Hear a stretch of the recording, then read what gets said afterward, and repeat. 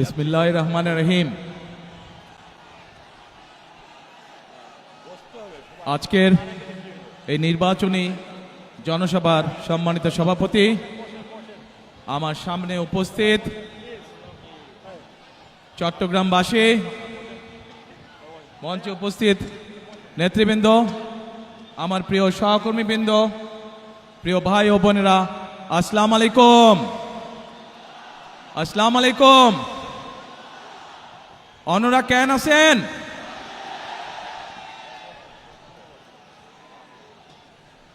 প্রিয় ভাই বোনেরা,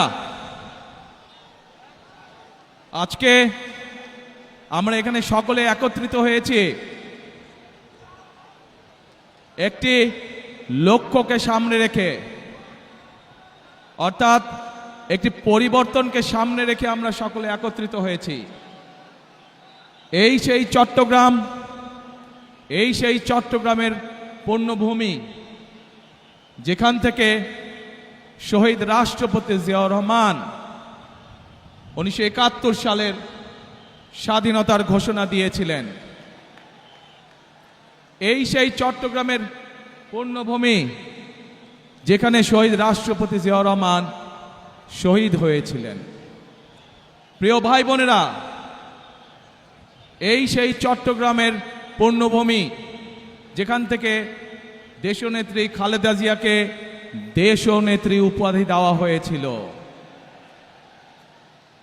এই চট্টগ্রামের পুণ্যভূমির সাথে আমি এবং আমার পরিবারের একটি আবেগের সম্পর্ক রয়েছে। প্রিয় ভাই বোনেরা, আজ আমরা এখানে একত্রিত হয়েছি একটু আগেই যেটি বলেছি, একটি পরিবর্তনকে সামনে রেখে। 1971 সালে দেশ স্বাধীন হয়েছিল। সেই স্বাধীনতাকে রক্ষা করেছে 2024 সালের ছাত্র জনতার আন্দোলন। ছাত্র জনতা কেন সেই আন্দোলন করেছিল? কারণ আমরা বিগত 16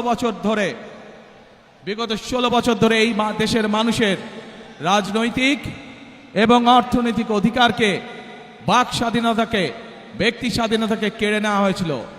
দেশের মানুষ পরিবর্তন চেয়েছে।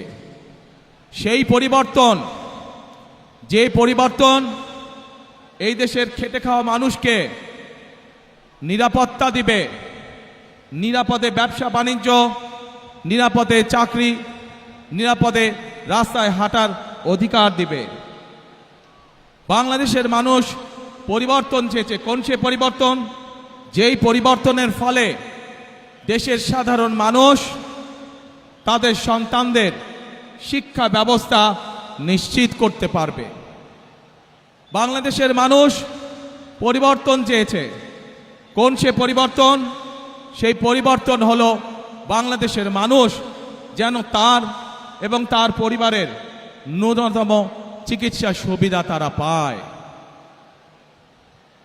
প্রিয় ভাই বোনেরা, বাংলাদেশের মানুষ আরেকটি পরিবর্তন চেয়েছে, অর্থাৎ তার রাজনৈতিক অধিকার, যেটি তার কাছ থেকে কেড়ে নেওয়া হয়েছিল, সেই অধিকার যাতে বাংলাদেশের মানুষ প্রয়োগ করতে পারে। সেই অধিকার,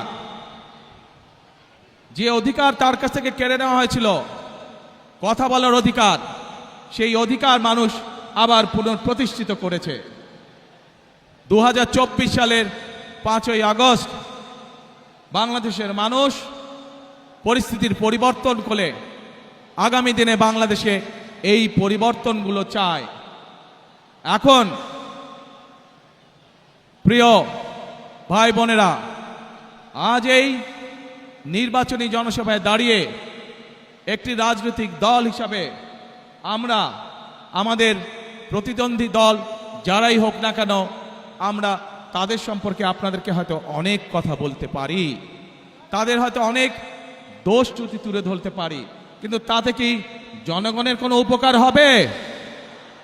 কি ভাই, আমরা যদি সমালোচনা করার স্বার্থেই যদি সমালোচনা করে দেশের সাধারণ মানুষের কি তাতে কোনো উপকার হবে?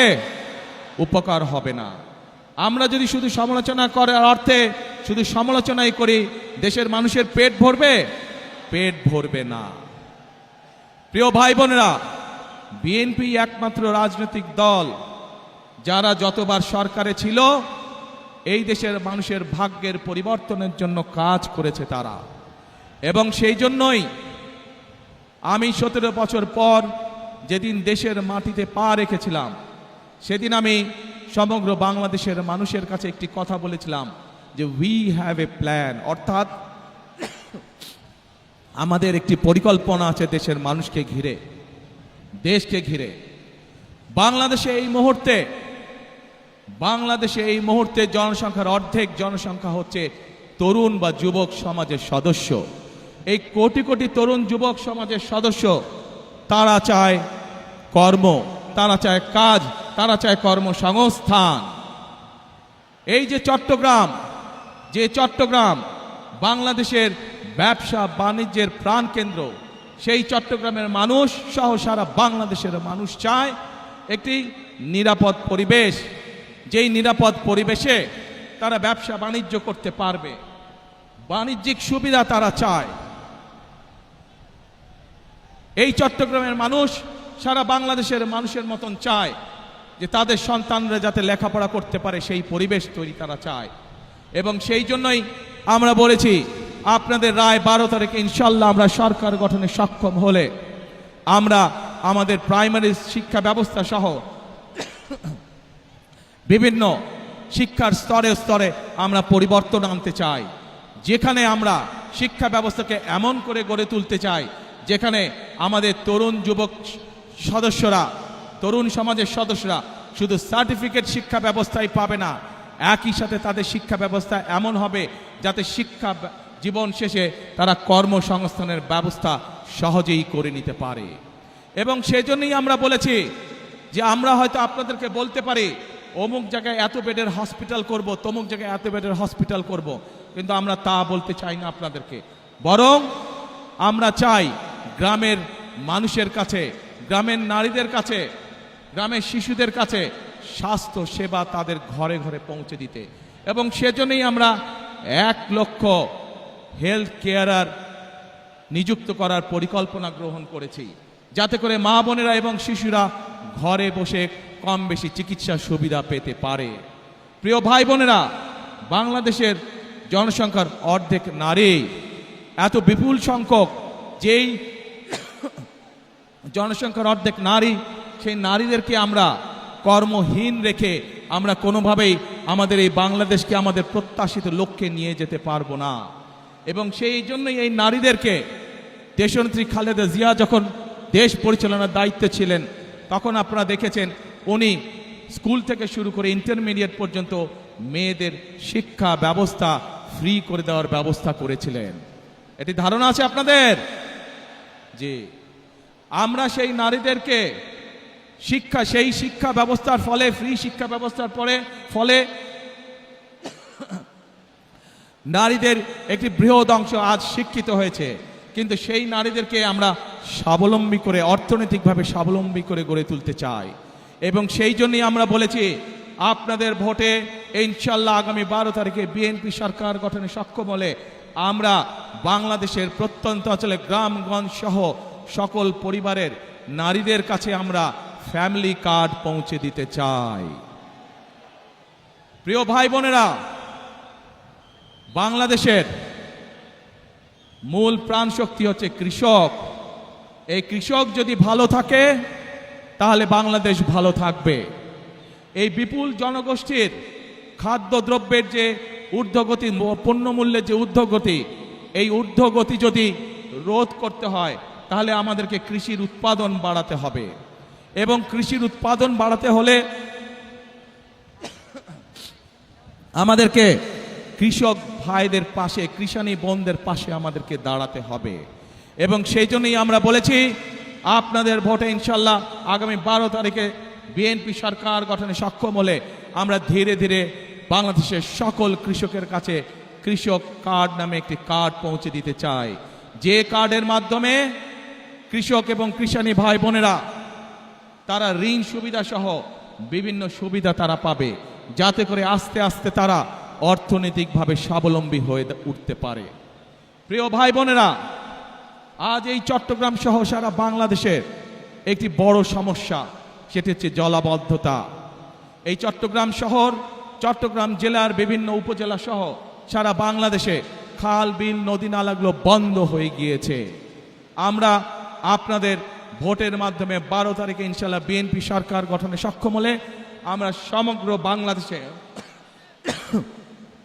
খাল কাটা কর্মসূচি চালু করতে চাই। আপনারা কি খাল কাটবেন আমাদের সাথে? কারা কারা খাল কাটবেন হাত তুলেন তো দেখে, কারা কারা? ইনশাল্লাহ আমরা সকলে দুহাতে কোদাল দিয়ে খাল খনন শুরু করব, খাল খনন কর্মসূচি, যাতে করে এই দেশ থেকে জলাবদ্ধতা, বন্যার সমস্যা সবকিছু আমরা দূর করতে পারি। প্রিয় ভাই বোনেরা, এই চট্টগ্রামে ইপিজেড আছে এবং এই চট্টগ্রামের বহু মানুষ এই ইপিজেডে চাকরি বাকরি করার মাধ্যমে তাদের জীবিকা নির্বাহ করে থাকেন। আছে না ইপিজেড? যে ইপিজেড আছে এবং কে ইপিজেড, এই সবগুলোতে লক্ষ লক্ষ মানুষের কর্মসংস্থানের ব্যবস্থা আছে। প্রিয় ভাই বোনেরা, এই কে ইপিজেড এবং বাকি যে ইপিজেডগুলো আছে, এই সবগুলো আপনাদের নিশ্চয়ই ধারণা আছে কোন সময় হয়েছিল? বিএনপি সরকারের সময়, শহীদ রাষ্ট্রপতি জিয়াউর রহমান এবং দেশনেত্রী খালেদা জিয়ার সময় হয়েছিল। ইনশাআল্লাহ 12 তারিখের নির্বাচনে আপনাদের রায়ে ইনশাআল্লাহ বিএনপি সরকারের গঠনে সক্ষম হলে পরে আমরা এই ইপিজেড এর সংখ্যা বৃদ্ধি করব। কে ইপিজেড এর মতন আরো ইপিজেড আমরা তৈরি করব, যাতে আরো লক্ষ লক্ষ তরুণ সমাজের সদস্যরা সেখানে চাকরি সংস্থান করতে পারে, কর্মসংস্থান করতে পারে। প্রিয় ভাই বোনেরা, এই অঞ্চলের মানুষের একটি বড় দাবি আছে, যেই দাবিটির ব্যাপারে বিগত বিএনপি সরকার উদ্যোগ গ্রহণ করেছিল কিন্তু সম্পূর্ণ করে যেতে পারেনি। দেশনেত্রী খালেদা জিয়া উদ্যোগ গ্রহণ করেছিলেন কিন্তু সময়ের অভাবে সম্পূর্ণ করে যেতে পারেনি। আমরা দেখেছি বিগত 15 বছরে এই ব্যাপারে কোনো উদ্যোগ কেউ গ্রহণ করেনি। এই উদ্যোগ যদি গ্রহণ করা হয় তাহলে শুধু এই চট্টগ্রামের মানুষ নয়, সমগ্র চট্টগ্রাম সহ সারা দেশে বহু মানুষের কর্মসংস্থান হবে, সারা দেশে ব্যবসা বাণিজ্য অনেক চাঙ্গা হবে, যাতে করে মানুষের কর্মসংস্থান হবে, মানুষ চাকরি ব্যবসা বাণিজ্য করে খেতে পারবে। কি সেটি? বাণিজ্যিক রাজধানী।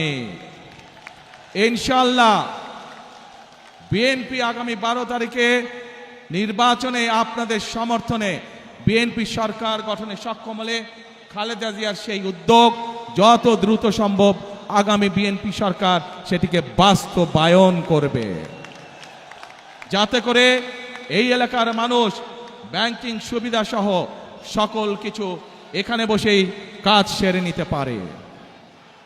প্রিয় ভাই বোনেরা, এক মিনিট দাঁড়াও, কথা শুনো, আগে কথা শুনো ভাই, কথা শুনো।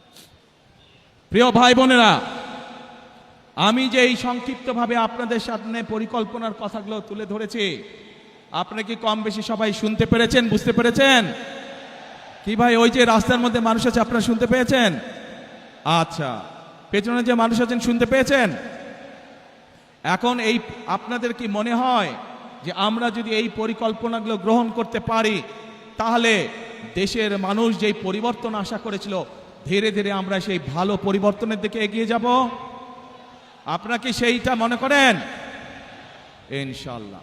প্রিয় ভাই বোনেরা, যদি তাই হয়ে থাকে তাহলে বিএনপি সরকার ইনশাআল্লাহ আপনাদের কাছে যেই প্রতিশ্রুতিগুলো দিয়েছে, বিএনপি যেই প্রতিশ্রুতিগুলো দিয়েছে সেগুলো ইনশাআল্লাহ বিএনপি সরকারে গেলে ধীরে ধীরে আমরা বাস্তবায়ন করব। কিন্তু তার আগে আপনাদের একটি দায়িত্ব আছে প্রিয় ভাই বোনেরা। আপনারা যদি মনে করেন যেই উদ্যোগগুলো আমরা গ্রহণ করেছি, এই প্রতিশ্রুতিগুলো বা যেই পরিকল্পনাগুলো আপনাদের সামনে আমরা তুলে ধরেছি, এই পরিকল্পনাগুলো বাস্তবায়ন করতে হয়, তাহলে অবশ্যই বিএনপিকে সরকার গঠন করতে হবে। আপনারা যদি বিএনপির পাশে থাকেন, আপনারা যদি বিএনপিকে সমর্থন দেন, 12 তারিখের নির্বাচনে আপনারা যদি বিএনপিকে ধানের শীষে জয়যুক্ত করেন, তাহলেই একমাত্র আমরা এই পরিবর্তনগুলো করতে পারবো। আপনারা কি আছেন আমাদের সাথে? আলহামদুলিল্লাহ, আলহামদুলিল্লাহ। কি ভাই, রাস্তার উপরে মানুষগুলো আছেন আমাদের সাথে? আলহামদুলিল্লাহ। ওই তো পাহাড়ের উপরে, হ্যাঁ ওই যে পাহাড়ের উপরে হাতের বাম দিকে, ওনারা আলহামদুলিল্লাহ। এখন প্রিয় ভাই বোনেরা, যত পরিকল্পনা বলেছি আমি আপনাদের সামনে সংক্ষেপে, এই পরিকল্পনাগুলো যদি বাস্তবায়ন করতে হয় আমাদেরকে অবশ্যই দুটো বিষয় নজর দিতে হবে। একটু শুনেন, যারা স্লোগান দিচ্ছেন একটু শুনেন, দলের নেতাকর্মী যারা স্লোগান দিচ্ছেন দয়া করে আমার কথাটা শুনেন। আমরা যত পরিকল্পনাই গ্রহণ করি না কেন, এই পরিকল্পনাগুলো বাস্তবায়ন করতে হলে অবশ্যই আমাদেরকে দুটো বিষয় খুব কড়াকড়িভাবে নজর দিতে হবে। কারণ এই দুটো বিষয় বাংলাদেশের জনগণকে তাদের প্রাপ্য অধিকার থেকে বিগত দিনগুলোতে বঞ্চিত করেছে। এবং অতীতে বিএনপি যতবার দেশ পরিচালনা করেছে, বিএনপি প্রমাণ করে দেখিয়েছে যে এই দুটো বিষয় একমাত্র বিএনপি সফলভাবে করতে পারে কাজ। কি সেই বিষয় দুটো? সেই বিষয় দুটো হচ্ছে, এক, মানুষের নিরাপত্তা, যাতে করে মানুষ নিরাপদে চলাফেরা করতে পারে, ব্যবসা বাণিজ্য চাকরি বাকরি সব করতে পারে। প্রিয় ভাই বোনেরা, বিগত সময় যখন বিএনপি ক্ষমতায় ছিল, দেশনেত্রী খালেদা জিয়া যখন দেশ পরিচালনা করেছেন, আপনারা দেখেছেন যেই হোক না কেন, এমনকি আমাদের দলের অনেক লোক যারা কোনো অনৈতিক কাজে নিজেকে জড়িত করেছে, আমরা তাদেরকেও ছাড় দেইনি। আজ এই দেশের জনগণ, এই দেশের মানুষ যদি বিএনপির পাশে থাকে, ইনশাআল্লাহ আগামী দিনে আমরা একইভাবে কঠোর হস্তে দেশের আইন শৃঙ্খলাকে নিয়ন্ত্রণ করব, যাতে দেশের সাধারণ মানুষ, খেটে খাওয়া মানুষ যাতে করে নির্বিঘ্নে জীবিকা নির্বাহ করতে পারে। প্রিয় ভাই বোনেরা, আমরা যতই পরিকল্পনা গ্রহণ করি, আরেকটি বিষয় আছে, যদি সেই বিষয়টিকে আমরা নিয়ন্ত্রণ না করি তাহলে আমাদের কোনো পরিকল্পনা সফল হবে না। কি সেটি? সেই বিষয়টাও বিএনপি অতীতে প্রমাণ করেছে একমাত্র বিএনপির পক্ষেই সম্ভব সেই বিষয়টিকে নিয়ন্ত্রণ করা, এবং সেটি হলো দুর্নীতি। যে কোনো মূল্যে আগামী বিএনপি সরকার দুর্নীতির টুটি চেপে ধরবে। এই দুটি হচ্ছে আমাদের কমিটমেন্ট এই দেশের মানুষের কাছে। কারণ বিএনপি সরকার অতীতেও প্রমাণ করেছে, 96 সাল থেকে 2001 সাল পর্যন্ত যেই সরকার ছিল, তারা দুর্নীতিতে দেশকে নিচের দিকে নিয়ে গেছিল। 2001 সালে যখন দেশনেত্রী খালেদা জিয়া আপনাদের রায়ে দেশের দায়িত্ব পান, তখন ধীরে ধীরে ধীরে দেশনেত্রী খালেদা জিয়া দুর্নীতির করাল গ্রাস থেকে দেশকে বের করে নিয়ে এসেছেন। কাজে প্রমাণ হয়েছে, দেশের আইন শৃঙ্খলাই হোক, আইন সবার জন্য সমান। অপরাধীর পরিচয় কোনো দল দিয়ে নয়, অপরাধীর পরিচয় সে আইনের দৃষ্টিতে অপরাধী, এবং অপরাধী যেই হোক তার বিরুদ্ধে দেশের আইন অনুযায়ী ব্যবস্থা হবে। কাজেই দুর্নীতি যেই করুক, দুর্নীতি যারাই করুক, তাদের বিরুদ্ধে দেশের আইন একইভাবে প্রযোজ্য হবে। কাজেই পরিষ্কারভাবে আজকে আমি আপনাদের সহ এখানে হাজার লক্ষ মানুষের সামনে পরিষ্কারভাবে বলে দিতে চাই, আমরা যেসব পরিকল্পনা গ্রহণ করেছি, সেই সব পরিকল্পনার মধ্যে কেউ যদি আইন শৃঙ্খলা ভঙ্গ করে বা দুর্নীতির মাধ্যমে সেগুলিকে বাধাগ্রস্ত করেন, তাদেরকে কোনো ছাড় আমরা দেব না ইনশাআল্লাহ। প্রিয় ভাই বোনেরা, আজ সময় এসেছে পরিবর্তনের। এই পরিবর্তনকে যদি সত্যিকারভাবে মিনিংফুল পরিবর্তন করতে হয়, দেশের মানুষের ভাগ্যের পরিবর্তন করতে হয়, তাহলে আমাদের সকলকে আজ ঐক্যবদ্ধ থাকতে হবে। প্রিয় ভাই বোনেরা, আপনাদের সকলকে সতর্ক করে সজাগ দৃষ্টি রাখার জন্য, একটি বিষয় সজাগ দৃষ্টি রাখার জন্য আমি অনুরোধ করব। বিগত 15-16 বছর আপনারা এখানে বহু নতুন ভোটার আছে যারা জীবনে কোনোদিন ভোট দিতে পারেনি। পেরেছিলেন আপনারা? আপনাদেরকে ভোটের অধিকার থেকে বঞ্চিত করে রাখা হয়েছিল। প্রিয় ভাই বোনেরা, এই সেই চট্টগ্রাম, যেই চট্টগ্রামে মুক্তিযুদ্ধের সময় বলি, গণতন্ত্রের অধিকার আন্দোলনের সময় বলি, 2024-এর আন্দোলনের সময়ের কথাই বলি না কেন, ওয়াসিম আকরাম সহ আরও যে সকল মানুষ এখানে শহীদ হয়েছেন তাদের কথা বলি। এই সেই চট্টগ্রাম, যেই চট্টগ্রামে সমতল এবং পাহাড়ের মানুষ একসাথে বসবাস করেন। আমরা চাই সমতল এবং পাহাড়ের মানুষ, আন্দোলনের সময় আমরা দেখিনি কে সমতলের মানুষ কে পাহাড়ের সময়, ৭১ সালে যুদ্ধের সময় আমরা দেখিনি কে সমতলের মানুষ কে পাহাড়ের মানুষ। আমরা চাই সকলকে নিয়ে আমাদের সেই প্রত্যাশিত বাংলাদেশকে গড়ে তোলার জন্য। সে পাহাড়ের মানুষ হোক, সে সমতলের মানুষ হোক, সে ইসলাম ধর্মের মানুষ হোক, সে অন্য কোনো ধর্মের মানুষ হোক, আমরা সকলকে নিয়ে আমাদের প্রত্যাশিত বাংলাদেশকে গড়ে তুলতে চাই। এবং সেই প্রত্যাশিত বাংলাদেশকে যদি গড়ে তুলতে হয়, তাহলে আজকে আমি এখানে আপনারা যে লাখো মানুষ উপস্থিত আছেন, আপনারা সহ আপনাদের মাধ্যমে আপনাদের এলাকার লক্ষ কোটি মানুষের কাছে আমি আহ্বান রাখবো, গণতন্ত্রে যারা বিশ্বাস করেন, মানুষের বাক স্বাধীনতায় যারা বিশ্বাস করেন, গণতন্ত্রের স্বাধীনতায় যারা বিশ্বাস করেন, সকলকে আমি আহ্বান জানাবো ধানের শীষ তথা বিএনপির উপর আস্থা রাখুন। ইনশাল্লাহ ধানের শীষ এবং বিএনপি নির্বাচিত হলে আপনাদেরকে সাথে নিয়ে, এই দেশের খেটে খাওয়া মানুষকে সাথে নিয়ে বিএনপি তাদের প্রত্যাশিত বাংলাদেশ গড়ে তোলার কাজে হাত দেবে ইনশাল্লাহ অতীতের মতন। প্রিয় ভাই বোনেরা, সেজন্যই আমি সবসময় একটি কথা বলে থাকি, গড়ব কাজ, গড়ব দেশ, সবার আগে বাংলাদেশ। করব কাজ, গড়ব দেশ, সবার আগে বাংলাদেশ। কাজে আমাদের বাংলাদেশকে যদি আমাদের মতন সুন্দর করে গড়ে তুলতে হয়, তাহলে গণতন্ত্রের পক্ষে সকল শক্তিকে আজ ঐক্যবদ্ধ থাকতে হবে। যে কারণেই ওয়াসিম আকরাম সহ বহু মানুষ তাদের জীবনকে উৎসর্গ করেছেন। তাদের জীবনের মূল্যকে যদি আজ আমাদের তাদের মূল্য দিতে হয়, তাদের জীবনের ত্যাগকে, তাহলে অবশ্যই আজকে আমাদের মানুষের যে প্রত্যাশা, সেই প্রত্যাশা পূরণের জন্য কাজ করতে হবে। এবং যা মাত্র বললাম আমি, ইনশাল্লাহ ধানের শীষের উপর আস্থা রাখুন, ইনশাল্লাহ বিএনপির উপর আস্থা রাখুন। বিএনপি আপনাদেরকে সাথে নিয়ে আপনাদের সেই প্রত্যাশা পূরণে কাজ করবে। প্রিয় ভাই বোনেরা, বিগত 15 বছর যেভাবে আপনাদের রাজনৈতিক এবং অর্থনৈতিক অধিকার ছিনিয়ে নেওয়া হয়েছিল, সেরকম একটি ষড়যন্ত্র আবারও শুরু হয়েছে। আপনাদের প্রতি আমার আহ্বান, এই ষড়যন্ত্র সম্পর্কে সকালে সজাগ থাকবেন, সতর্ক থাকবেন, যাতে আবার আপনাদের অধিকার কেউ ছিনিয়ে নিতে না পারে। আপনাদের ভোটের অধিকার, আপনাদের কথা বলার অধিকার, আপনাদের বেঁচে থাকার অধিকার যাতে আবার কেউ ছিনিয়ে নিতে না পারে। 12 তারিখে নির্বাচন, ইনশাআল্লাহ এই নির্বাচনের দিন আপনাদের কাছে আমার প্রত্যাশা, কখন যাবেন ভোট দিতে? না, এবার ফজরে গেলে হবে না, এবার তাহাজ্জুদের নামাজ পড়ার জন্য উঠতে হবে। তাহাজ্জুদের নামাজ পড়বেন এবং ভোট কেন্দ্রের সামনে গিয়ে, যার যেই ভোট কেন্দ্রের সামনে গিয়ে ফজরের নামাজ জামাত করে আদায় করবেন এবং তারপরে লাইন দিয়ে ভোটের জন্য দাঁড়িয়ে যাবেন যখনই ভোট কেন্দ্র খুলবে। পারবেন ইনশাআল্লাহ? তাহলে কথা একটাই, করব কাজ, গড়ব দেশ, সবার আগে বাংলাদেশ। আল্লাহ হাফেজ। বাংলাদেশ জিন্দাবাদ, বাংলাদেশ জাতীয়তাবাদী দল জিন্দাবাদ। আসসালামু আলাইকুম।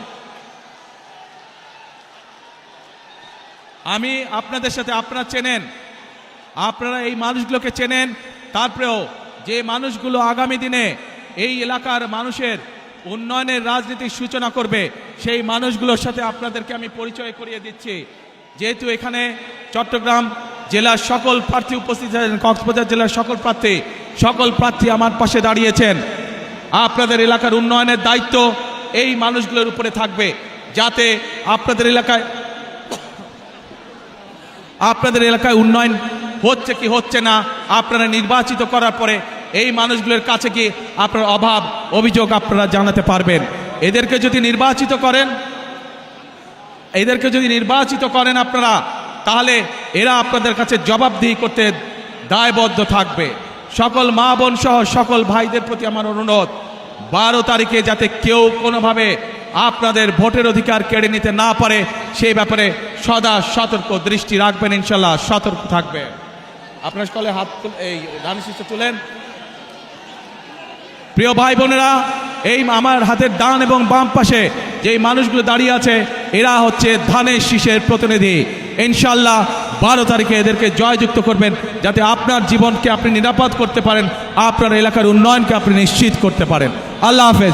বাংলাদেশ জিন্দাবাদ, বাংলাদেশ জাতীয়তাবাদী দল জিন্দাবাদ। আসসালামু আলাইকুম।